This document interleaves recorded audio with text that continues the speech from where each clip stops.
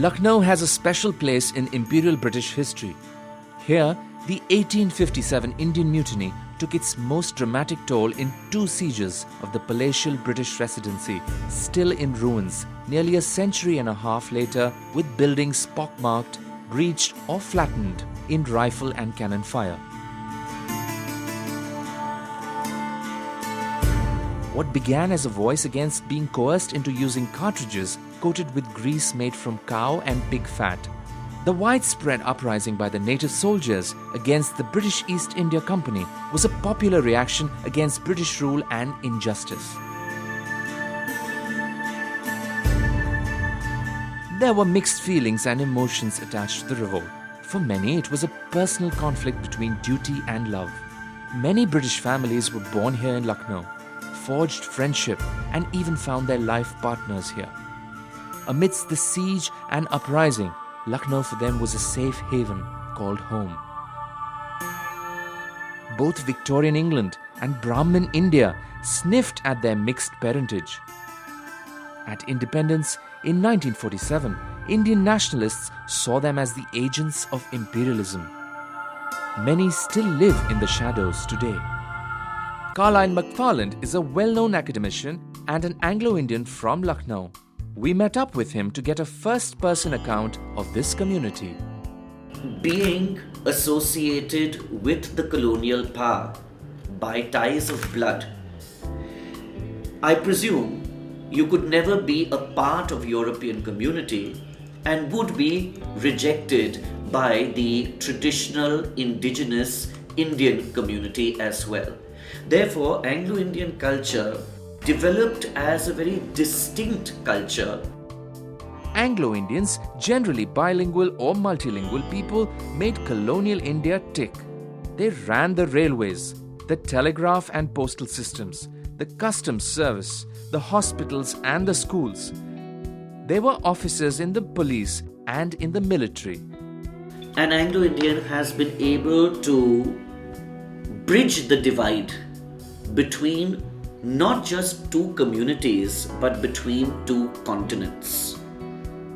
There will be a distinct European flavor to the way in which people dress, behave, eat, decorate their homes, choose their language, choose their literature, choose the movies they see and the music that they listen to.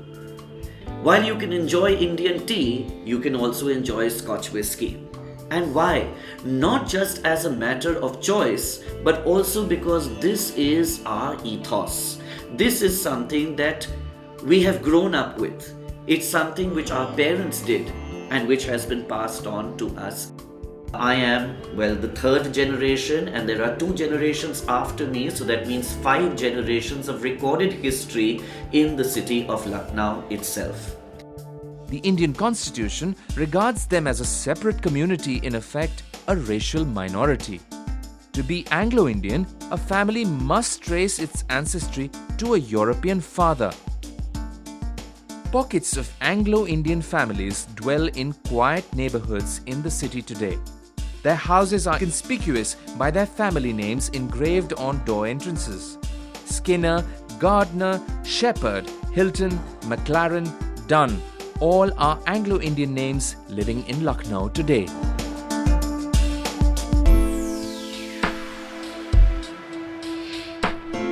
The Dorothy Crosthwaite home, named after British Governor-General's wife, is run by a trust supported by Anglo-Indians in this country and abroad.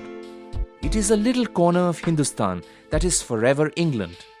Flowered curtains ruffle at the windows. A lady walks out looking fresh and elegant in a white dress, curious to find unexpected visitors at her door. In her 70s, she resides here with another half a dozen women, also in their 70s and 80s, living in Spartan retirement. She is Anglo-Indian, a diminishing band of gentlefolk caught in pain and glory between 2 worlds. Many, if not most, have never seen their distant fatherlands. I'll be your bachelor boy, and that's the way I'll stay. Happy to be your bachelor boy. until my dying day. Members of Carlyle's family are buried at the Residency graveyard. Standing in front of their memorials, he tries to match a photograph to a memory. He, like the countless other Anglo-Indians living in Lucknow, trust and cling tenaciously to all that they hold dear, to remember their treasured heritage, search for family connections, and continue to live in the present day as the citizens of India.